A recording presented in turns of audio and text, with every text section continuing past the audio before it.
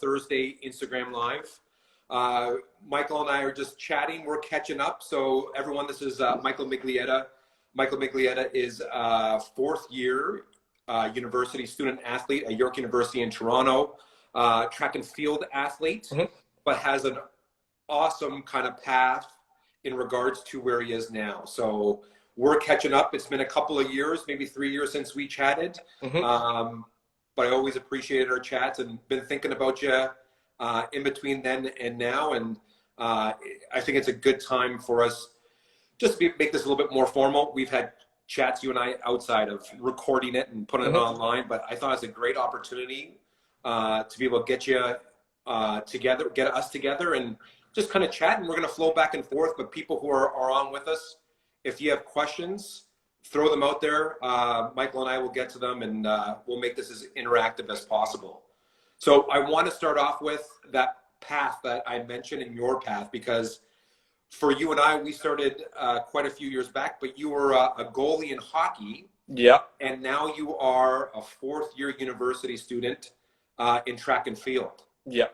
So help me as well, catching me up, but also helping the people that are out there with your path from hockey to track. Yeah. So actually, until university, I was pretty much primarily a hockey athlete. Did pretty much nothing else as a goalie.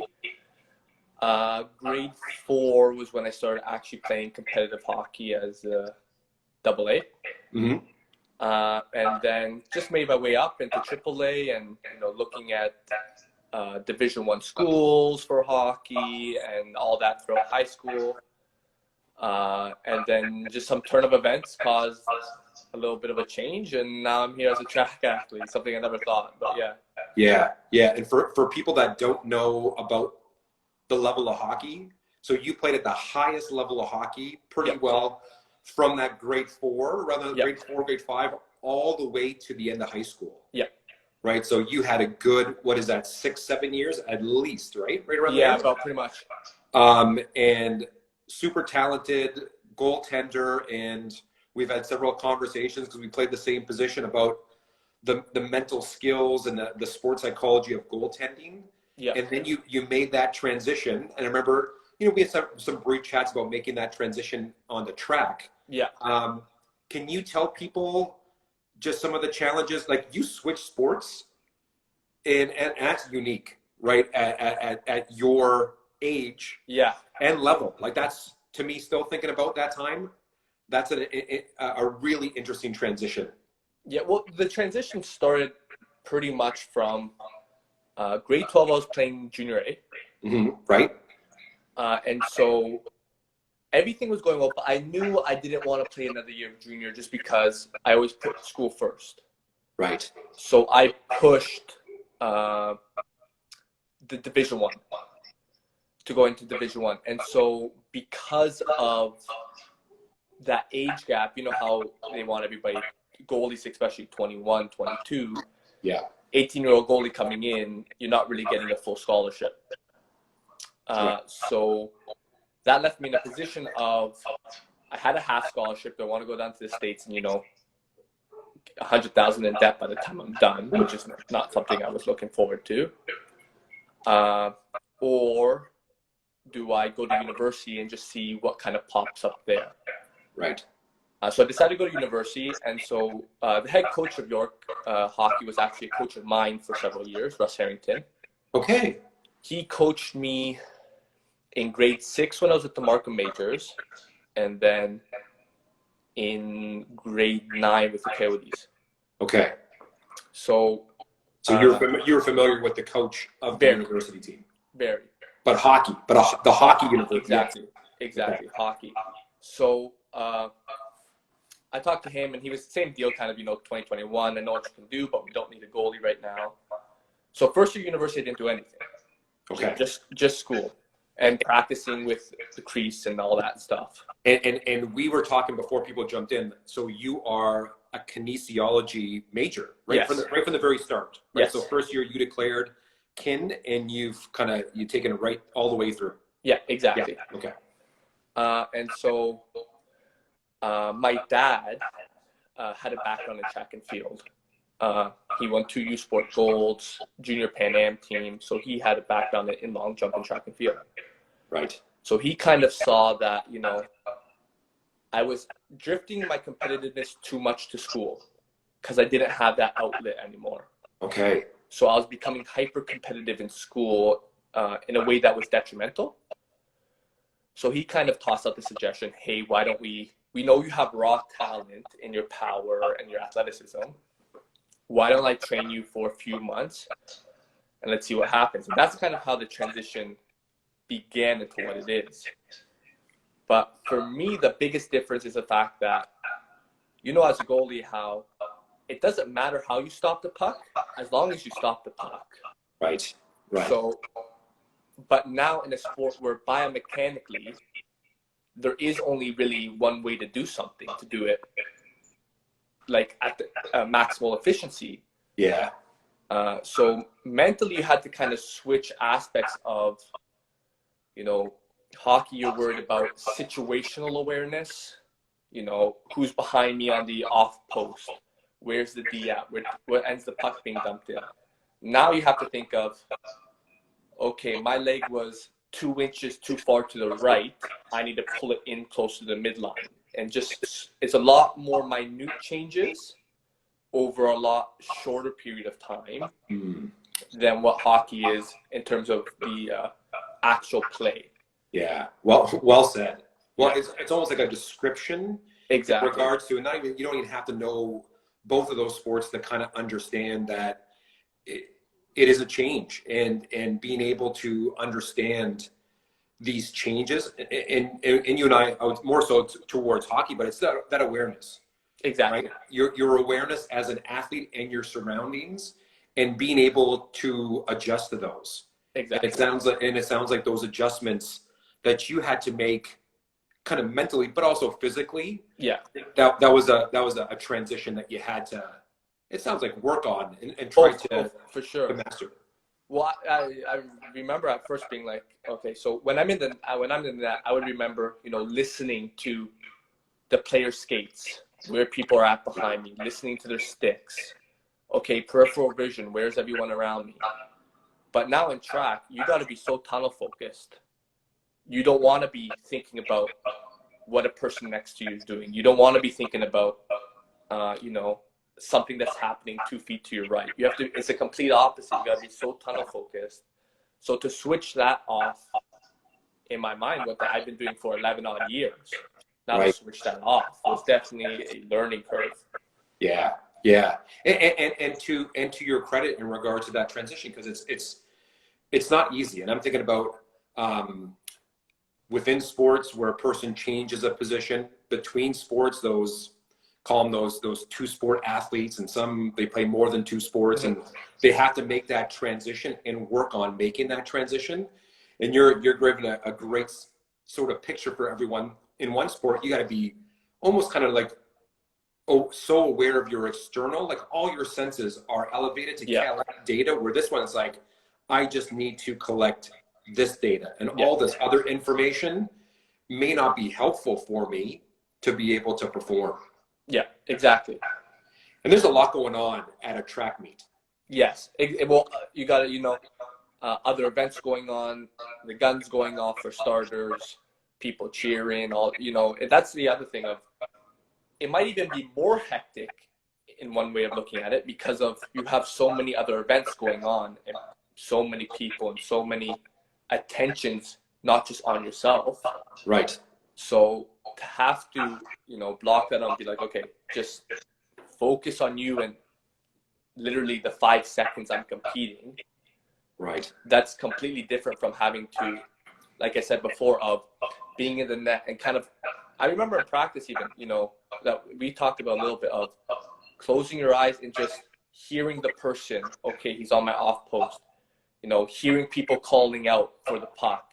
It's totally different. Yeah. Yeah. And as you mentioned, just those differences, are there any differences in regards to kind of getting ready for competition? My head's going like, envision you in competition. I'm thinking about the pre-comp. Like, is there a different pre-competition kind of plan now as a track athlete? Totally. So in terms of the physical side, your warm-up's way longer. So your warm-up for hockey, you go jog with the team, some stretches, that type of stuff. Then you get in the change room and change and come out on the ice, do your skate. But my warm-up before track meets probably an hour and a half. Okay. Just the actual warm-up, preparing the body and all that stuff. In terms of the mental side of things, which we talked about when I was a goalie of, I would become in the change room like too chatty almost. Mm-hmm. That would divert my focus from the actual game. In terms of track, I find it's the opposite. I find that if I'm not, kind of joking around with people, keeping things loose, relaxed, all that stuff, I find that you tense up too much. And so in a sport where the idea is to stay as loose as possible while generating as much power as possible, you want to avoid tensing up as much as possible. Yeah. And this is as you're mentioning this, I'm thinking of our time together, but I'm just thinking about just athletes talking about getting ready for their sport. Yeah. And this is where at least the preparation side is so different for the individual athlete with those different sports. Yeah. And you have to find whatever that recipe is, right? You have you as the person, your personality within a position and role within that sport. And for one, you have to get ready differently to be successful. Yeah. And you have to work on that just to kind of figure yourself as a hockey player and goalie. Exactly. You're playing a different sport where you're saying, well, I can't be the same athlete I was 4 years ago. No. Because that's not going to help me out be the best athlete that I can be within my sport right now. Exactly. And so that was definitely in part of the transition was, so much of my identity was a high-level hockey goalie. And so to go from such a peak in a sport to now starting something new in pretty much an age where people don't expect you to start something new and to perform at a high level, it did have to take a second to be like, oh, you have to almost push, the other side of you in terms of hockey. You have to push it aside.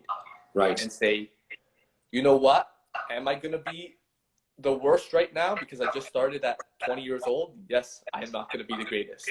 And you have to just commit to building yourself, not just physically, but also mentally. And that was the big thing of me, reconfiguring the warm-up from what I was so used to now fitting something in a different sport. Yeah.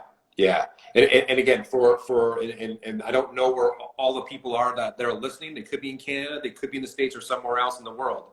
But for Michael's level, he's a university athlete. These are the highest level athletes for your age group in that sport, right? So it's not like you're coming into a recreational. No, it's the highest level for your age group in your sport. Yeah, the only higher would be Olympians, but they're not at school. Right. So just a picture of what you were attempting and have done is to make a transition from a high-level athlete in one sport who could have played hockey in university to a whole new sport. Yeah. Right? And here's where I want to go with this in regards to the link. Because right now, people are coming back to their sport. Mm-hmm. And before people jumped on, we were talking a little bit about track and field, like gyms and the track and field centers opening up soon or they're already opened up. But what could you tell others that helped you out when you were making a transition to sport that could be helpful for athletes now as they come back from a 3-4 month layoff back to their sport? Well, for me, like I said, I think the main thing is you got to push ego aside. So if you were an athlete who necessarily wasn't working out heavily during this time, you have to recognize and be okay with the fact that you're not going to be that athlete that just left 4 months ago. So if you get on the ice, on the court, on the track, whatever, and you're not at where you think you should be or where you were, that's not a reason to A, get discouraged, or B, get frustrated with yourself. So for me, it was if you push that ego aside for me and be like, recognize that, okay, I got to start off in something I've never done before in my life and try to build up. If you push that ego aside and allow yourself to do that, I find that not only will you get to where you'll get to where you were quicker, but you'll eventually get past where you were as well. Yeah, well said, well said. And you're mentioning this, and again, I'm going to bring it back as a highly competitive person, right? You still are.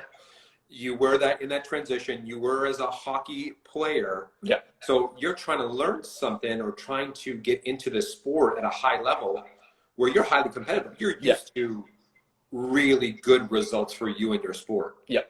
Right. Well, so I think those are really important sort of lessons, those key parts to pull away from what you just said is that it's not going to be where you were before. No. You got to acknowledge that it's not. I would also add in, if you're not going to be frustrated, I'd be surprised because you're not where you were. Yeah. However, you have to acknowledge, quickly accept it to be able to move. And then the hope is that you get past and you won't even know. If you keep on doing it, you won't even know when you get past it. Like you'll just be in that process and you'll be hopefully better. More than likely you'll be better without even really kind of putting that pressure on oneself. Exactly. Well, that's important. The very first meet I had in November of not last year, the year before, came dead last by like a meter. Is this your first one ever? Okay, first track and field meet at university level. Yeah, came dead last by a meter. Everybody was laughing. It was terrible. And on the ride back, I'm thinking like, 6 months ago, I'm with NHL players, practicing with them. Right. I was having calls from schools like Boston College and UMass Law, in Division I hockey. I'm like 6 months ago, I was the cream of the crop. Right. And now I'm at the very bottom. You can't get any worse. And we've got to the point where it's almost like, why bother? Right. Why bother try to do this transition for the purpose of what? But eventually, I made the decision of, you know what? I can't get any worse. So you might as well just stick with it and keep trying and just see where it takes you. Yeah. And you mentioned this, and at that time, it's frustrating, right? Yeah. So like it's like you mentioned it. You're not used to. There's people who are looking. They're making comments. You're not doing as well. You're right. You know the numbers. You know where you are, and it's humbling. Like that ego piece of you. I mean, like it's a humbling experience. Very. But it's what you do with it that's extremely important. Of course. Right. But again, and I love that you said it. It's very genuine. You had those thoughts like, man, what? Is it really worth it? Honestly, I remember sending a text to my dad being like, and I remember vividly saying, this is the worst athletic performance I've had in my life. Wow. After I finished. I remember sending that to him. Wow. Because I was, so caught up in the moment, that feeling of being, I'm supposed to be, like I said, the cream of the crop in terms of athletics. I'm supposed to be that guy that other people are, doing worse than, not the other way around. Right. So immediately after the competition, it was very frustrating and very discouraging. But it was just a matter of, again, on the car ride home of being, just thinking about, okay, what went wrong? And is this going to be a case of, do we continue with it or do we just push it aside? And so in terms of the team, what we have is for people walking onto the team, after your first meet, if you don't hit a certain standard, you get cut from the team.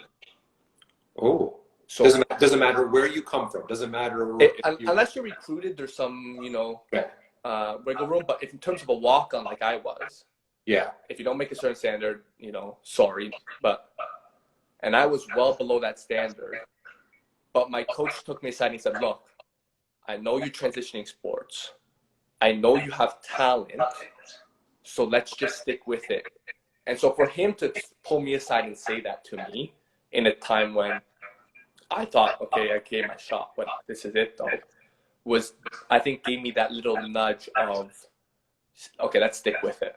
Yeah, yeah, and I love it. And I'm not gonna go off the rails here, but on Thursdays we've been doing these IG chats, athletes, coaches, but the athletes, everyone that I've talked to, the path in their sport is never like the rocket ship. No. None of them. Right? And every athlete so far on Thursday, high level, university, pro, that this is the caliber in regards to the athlete who's been coming on, is they have to get information from others to help them. For sure. Right? Because it's too hard in your own head at times just to get all that information, try to analyze and make sense of it. You're too far into it. Mm-hmm. So it's nice to be able to get those trusted people to give you information. They're not just trying to make you feel better, right, solely, but they're saying, okay, this is what needs to be done. And I'm here to support you. And it sounds like coach at that time, whoever that coach was, really did a nice job, it felt like, to help you through those beginning moments. Oh, well, definitely. You know, at the tryout, the first tryout, I went up to him and I said, look, never did track and field in my life. These are my raw numbers. Put me through some paces. I'm a pretty athletic guy. I transition sports. We'll see what happens, kind of deal. But definitely him sticking with that and committing to the process of not just trying to, mentally transition from a sport, but also physically. My body type was way different from a normal track athlete. It definitely helped me. And one of my training partners, a fourth-year student at the time, he definitely, played a bit of a mentor role, being, don't worry about it, just stick with the process, stick with the training. Which again, like you said, when you have people to pull on for information like that, even for me, who I'm not an athlete that needs massive amounts of, you're doing great, or you're doing fantastic. Right. Even right. just a word or two. That's all. And then when you can just pull a word or two from people, that's plenty. Yeah. But I like it. And again, you're making me think about previous conversations on Thursdays, the mentorship piece. Yeah. One is allowing yourself to be mentored. Yeah. And number two, finding who that right person is. Yeah. Right. And you hear the successful athletes, when they're a few years younger than that older athlete, really, really kind of be taken under their wing, but they allow themselves that opportunity to learn from, get encouraged by, and your story is very similar. Yeah. And I'm just thinking, as people start coming back, like, these are really helpful pieces that someone, as they return back, can take in and say, well, maybe I'm going to talk to coach to get some feedback at the end of practice. Maybe in months past or years past, maybe I haven't, but it might be helpful too. Yeah. Maybe I do mentor someone or get mentored by someone, just to be able to have that relationship that I can start to get back into my sport and feel comfortable in it. Yeah. And exactly. And, that's something I didn't necessarily have with hockey, just because of the fact that either you're all the same age, there's not a lot of mentoring, or when I got to the junior A and Division I level, people already expected you to be good enough to be there, that, not that you're cast aside, but it's like, you're here, you better show up to perform. Right. In terms of when people on my track team start to hear, my lack of experience in the sport, and, the fact that I'm transitioning from a completely different one, that definitely, I think, opened the door for people to start lending a hand. Right. So, like we said originally, pushing that ego aside and allowing people to, give you a hand once in a while, that has to be the first step for the mentorship to actually begin. Yeah, 100%. And then a constant theme recently has been the person being open-minded to the help. Yeah. And I think that's another one, as people come back. You got to be open-minded to the help and the change that's going to happen. And again, it's people are going to come back, and it's going to be challenging because they haven't been in that environment for months. It's almost like it's an off season, a prolonged one. It's a really long injury that you're coming back from. And this is important because I have not heard an athlete ever come back from injury and say, I don't want to be, get back to where I was. Exactly. Right. So this is pretty important stuff that you're talking about, because people, I know, want to get back to a certain level. It's just taking these bits and pieces that you're mentioning and putting it into their plan as they come back. Exactly. And then, you know, I think that I kind of used, when I originally broke my leg, that idea of getting back into the sport as kind of like a precursor of, okay, let's pull on what I had to use there mentally to try to work back in. So I think if people have had an injury that they've sustained, minor or severe, just know what you had to think about when you were going through that, so that you kind of put yourself in the same headspace of, I'm not 100%, we got to work back to it. Yeah, 100%. Any other sort of mental skills from what you used in the past to help you during that transition, or ones that you learned as you took on the sport of track and field? I definitely think, in terms of the ones I would have used in hockey that I transitioned back over, would definitely been just like, you know, the typical stuff of being, you know, don't let yourself get down, keep pushing through, trust your coaches, like stuff like that, where you have to put trust in people and yourself to keep moving forward. Like for the Crease Bouillard, he was my coach for 12 years. So the idea of transitioning to another coach in a completely different sport was pretty much foreign to me. A, at points I didn't want to accept it, and B, I didn't, you know, like it. So, but you just have to trust that the people who are training you are doing it properly and know what they're doing in order to get you to where the level you want. Right. And it, as you say that, it feels like it's a genuine trust. Yes. Right? It's not something that people just say, trust yourself and trust others. It's like, no, man, that's work. Like, you got to work to trust someone else. Like, it's a relationship. Oh, 100%, especially in track and field. Like, you know, Bouillard I would see once a week, my goalie coach. But in track and field, I see my coach every day of the week. I travel with them everywhere. We go to the same hotels. We at this, you know, I see my coach outside my family. I probably see my coach more than anybody else. Wow. In the world. Right. So I have to know that when we're at practice or we're at a competition, that when he tells me something, I have to be aware that it's for my benefit, and, you know, trust that the decision he's making is for the benefit. Like, the main thing for long jump is, you know, we pace out how many steps we run towards the board. And so a lot of people do that by, you know, foot one after the other. And so my approach is, for example, 112 paces with feet. Okay. But some meets, you have more adrenaline, you got to move further back. You have less adrenaline, you got to move in. And so it's a responsibility of the coach to tell you how far to move back, if at all. Okay. The idea of the athlete is not to look or to pay attention to that stuff. Okay. So there's times where I've thought of, you know, I have a lot of adrenaline. I think we should move back in my approach, give myself more runway. And he would be like, no, you stay where you are. And so it's, as an athlete, of, you have to be, you know, almost relinquish that control part a little bit and say, look, this person's been in it for years. He trains athletes to extremely high levels. I have to trust that what he is saying and his decision is better than my decision right now. Yeah. So that trust for me is key. Hey, can I ask you, and just wanting to know a little bit more about the sport, is there conversation between jumps? Yeah. So okay. that's actually the big thing that I had to, and when we speak about transition, it was a massive thing, because, you know, in hockey, the higher and higher level you get, the game's so quick. You have at most 45 seconds to a minute, maybe, if you're on a power play, you might get that time to rest. In terms of track, I have 6 jumps. All take about 10 seconds at the most. And in between each jump, I have about 20 minutes. Okay. Wow. So in between that time, your team, if mostly you chat with teammates, if you're competing against teammates, you might chat with some other competitors if you know them well.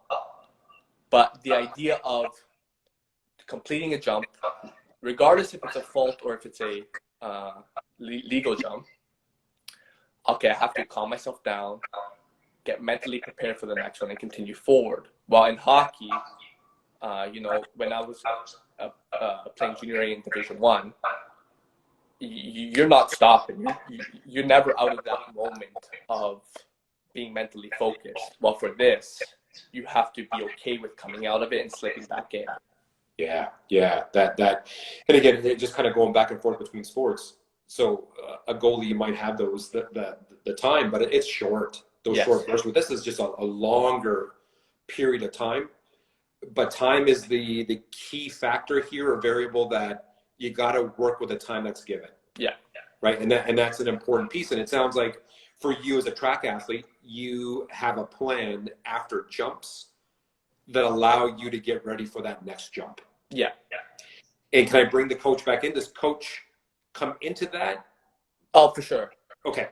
So comes or she comes into the actual between jump routine. Yeah. So for me personally, and even when I was in hockey, I always look at things very analytically instead of feel. Mm-hmm. So in between each jump, your coach can video the jump, and you can analyze the video with your coach. So in between jumps, there's been times where I spent 3 to 4 minutes speaking with my coach, talking about what I'm doing wrong and what I have to get right. Okay. I can then walk away from him. I can come back to him. So it's very fluid in terms of how he can play into it. It's all depending on the athlete themselves, what they want to pull from it. Unlike in hockey, where, especially as a goalie, I'm stuck in the net the whole time. And the information I do get is either my coach yelling at me for me either screwing up or something. Or a player coming by telling me the coach said something, or your partner coming off the bench. Your goalie partner coming off the bench. Those are the 3 forms of communication. Yeah. And it feels like at times the track and field part, yes, it has a little different. It almost kind of feels like you have a little bit more control over whatever comes next. For sure. I know the big thing for me was, when I went to track, the idea of playing through injuries isn't nowhere near as substantial as it is in hockey. I remember in the first year or something, I had my hip flexor all tensor bandage up. Like, it was a bad injury, but because of hockey, if you don't play, it doesn't matter what injury you have. If you're not playing, you're not getting ice time the next game. Right. So the idea of, again, trusting your coach for him to say, no, it's okay, you don't have to practice now. Or no, it's okay, you don't have to compete now. Instead of going from a sport where if you don't compete, they'd always threaten you there's somebody willing to take your place if you're not willing to get on the ice. Right. Yeah, that motivation that doesn't always help with the pressure piece. Exactly. But now it seems like, and quite possibly that relationship with your coach too, and feeling that trust with him. Yeah. And building up over time allows you to understand, and for him to understand where you're coming from, and where you're going with him in regards to your relationship. So exactly. It sounds like you really formed a good bond with the coach that you have right now. Exactly. Yeah. Hey, before we get, I kind of want to hear about the season from last year and maybe the next steps for this coming season. But for those who are with us, if you have questions for Michael and I, throw them out there. Just put them in the comment area, and we'll get to those. So feel free, everyone who's with us, that if you have questions for us, you let us know. But I didn't ask before we got on. Were you able to complete your track season, or was it cut short? In terms of, for varsity, unfortunately, it's only an indoor season. Okay. It runs from January to mid-March. Okay. So we were able to complete the season pretty much a week before, women's hockey youth sport got canceled. Okay. Then some other youth sport championships got canceled. So we were pretty much the last championship to finish their season. Okay. So you got yours in. Yeah. In regards to the kind of next steps for you all, where's your sport in regards to coming back to play? Well, so a lot of us have pretty much been training from even the off when we got off, training 6 days a week as if we were competing. And you just can become inventive with this exercises you do. And like I said before, as long as you have a flat piece of ground, you can run. But in terms of actual practices back at a track, some public tracks are already open now because of the provincial stuff. But our main track, the Toronto Track and Field Center, they're planning to open up within the next little while. Okay. Some of us have heard July 6th or so. It's within the next little bit. Okay. Okay. And so it's coming. It's coming. It's only a matter of time now, but it's coming. Yeah. And then the university season. So are there any sort of plans or people made decisions on the fall season, or is it still? Well, the fall season, unfortunately, all fall sports have been canceled. Oh, they have been. Yeah. Okay. So that's a decision that's been made. Luckily, we don't get affected by that. Okay. So as of right now, we would be training as if there is a season until another decision gets made around mid-October. Okay. But yeah, in terms of fall athletes, yeah, all varsity fall sports have been canceled. Gotcha. Hey, you were helping with headsets when we were creating it way back when, right? Yeah. So you understand the system and helped us out kind of with the development of it in regards to use and feedback. In regards to your level in the sports that you played, do you see there being an opportunity for athletes to get some benefit from it? Oh, well, yeah, without a doubt. And I like we were pretty much the whole conversation. I have the benefit of seeing two different sports at a high level. And so I can see the benefit of team sports and individual sports as well. So regardless of the sport you play, whether it be team or individual, hockey, basketball, whatever, I always say that my trainers brought me to 10% of the goalie I was, while you brought me the other 90. So the mental side of any sport is by far the most important. Because no matter how good physically you are, if you can't show up to perform on that day, it doesn't really matter. Right. So the idea of having, especially for varsity athletes or higher end athletes, where you're traveling a lot of the time, of having a mobile, quote unquote, sports psychologist with you has a tremendous benefit to it. Yeah. And that's kind of what we were thinking of when we started the concept and had you try it and ran it by you for feedback, was that, yeah, this is the highly competitive athlete who he or she does have time. Even though you are super busy now, student athlete, you're super busy before as a student athlete in a different sport, but there still is time to work on it. And I've known you outside of headset. And one thing I can say about our time together, you always did the work. Yeah. And my friend, I appreciate that and hopefully I mentioned it to you way back when. You were always prepared and you always did the work and you allowed yourself to get feedback, just kind of like what you do now. Like you're just taking those principles into what you're doing now. So to me, that is a big part to your success. And I think that's something that athletes should do. Hopefully it is with headset and it's something that could help people, but even if it's not, you got to track how you train and how you perform. You have to. Yeah, 100%. Exactly. Hey, can I ask what so you got a year coming up. The hope is that it happens. You have that January time. I know it's a little ways away. What comes next? Is there, for school-wise or athletic-wise, are you looking, or is it just solely focused on what you have coming up this year? In terms of athletics, after a year and a half of training for me, I just missed out on nationals by one spot. Okay. So the idea is that this season we actually get in and, make a push for the youth sport and the podium. Okay. And then academically, fourth year, it's a big year, deciding year. I'm looking to get into physiotherapy and all that type of stuff. So it's a point of, you're training 4 hours a day, but you're in school 3 and you got to do homework for 3. So, Right. you know, time's a bit limited in terms of your social life, but that's okay. Yeah. Yeah. And again, it didn't seem in regards to where you were before too. It's those sacrifices. Exactly. But it does feel like when you're able to perform and train like you want to, like it really feels like your development as an athlete over the last few years. There's a sense of that.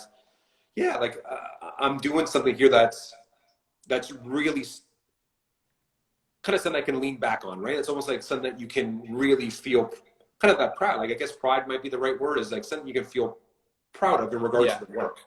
Well, it's also you know, by going into a sport that I had zero expectation of, you know, the ability to feel a bit looser about how you performed and chalk it up to inexperience, I think allowed me to grow as an athlete quicker than what I experienced in hockey. Because like you said, from a young age in hockey, I always played the highest level. So you always had that standard of, you know, perfection of not letting a goal in. Mm-hmm. So by having an ability almost like not sit back and relax, but allow yourself to once in a while to screw up, Right. to allow yourself to make a mistake instead of getting upset that you let in a bad goal or something. Right. I think allowed for a quicker development as well. Ooh, this might be where we bring it all together in regards to this. So you get into this sport, you have this learning curve, but you mentioned a couple minutes ago, one spot away from a national level spot. Yeah. So it feels like now that person who was starting off a few years ago is now a person in a position to get to a certain level or standard.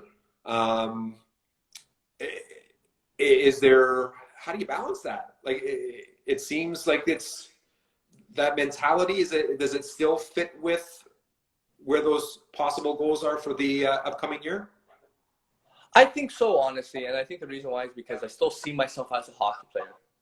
In all honesty, you know, it was 11 years of my life. I still see myself as a high level goalie, even though, you know, some people who are still high level goalies might disagree with that, but that's what I still see myself as. So the idea of training for this sport still, I'm starting to apply more expectations maybe, because I'm, you know, I know where I want to get to, and, you know, I know what my performance can be, but it's still like, you know, only being 2 years in, I still have a bit of that breathing room of, okay, I had a bad meet.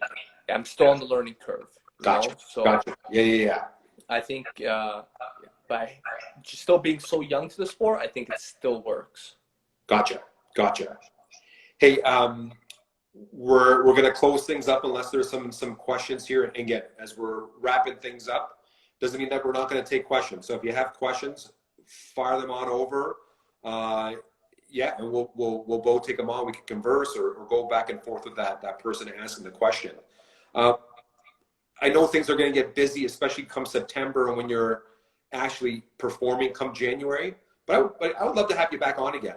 Oh, for sure. Yeah, like especially with, and I think it's helpful for people to understand athletes who are in it, right? So and once you're back, I think a different perspective. It's just going to be you and your sport, and you're going to be back into it. It'd be great to just chat again and kind of see where you're at and just continue, because we could go on for a long time, you and I. But it'd be great to get you back in, almost kind of have a second part to this when you're training, almost kind of getting ready for competition, to kind of see how that return to play is, and get maybe what you're listening in regards to teammates or coaches, because right now it still seems like it's really early on and you're trying to make sense of everything. But I think in a few months it'd be great to have you on, just as you're in it, to kind of get your thoughts and give back to some of our listeners. Oh yeah, for sure. I'd like to. Awesome. Happy to. Awesome. And it was great. Like, we've kind of kept in touch here and there along the way, but just even to see you, it made my day just to see you again. So thanks for coming on. We'll do this again. Hopefully we'll bump into each other on campus along the way Hopefully. too. Hopefully we're back and not doing just the distance learning stuff. Yeah. Hopefully we're back fairly soon. But yeah, it'd be great to have you on again. Perfect. All right. Say hi to your old man for me too. I will. Hey, Okay. thank you. All right. See you later. Bye-bye. Bye. See ya.